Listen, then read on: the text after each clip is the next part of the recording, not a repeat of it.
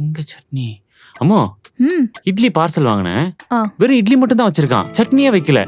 இரு, இப்போ அவன் மேல கம்ப்ளைண்ட் பண்றேன். ஆமா, அப்பாவே மக்களோட கிட்னியே எடுத்துட்டு ஃப்ரீயா சுத்திட்டு இருக்காங்க.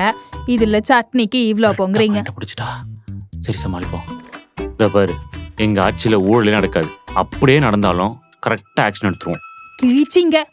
கிட்னியை எடுத்ததே உங்க ஆளுங்க தான். அதான் இன்வெஸ்டிகேஷன் நடந்துட்டு இருக்குல்ல, கண்டிப்பா நீதி கிடைச்சிரும்.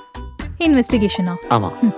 புவர் பேஷண்ட்ஸோட கிட்னியை எடுத்து டீல் பேசினதே உங்க ஆளுங்களோட ஹாஸ்பிட்டல்ல தான். இதுல நீதியாமா? ஒழுங்கா பேசாம போயிடுங்க.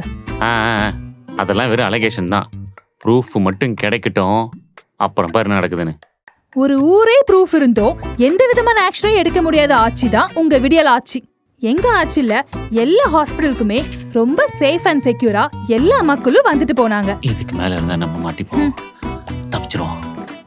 எனக்கு சட்னியே வேணாம், இட்லி மட்டும் சாப்பிட்டுக்கிறேன். போங்க. கொஞ்சோண்டு சட்னி காசப்பட்டு நம்ம கிட்னி வரைக்கும் வந்துட்டாலே. இனியும் ஏமாறாதீங்க, இது மாற்றத்துக்கான நேரம்.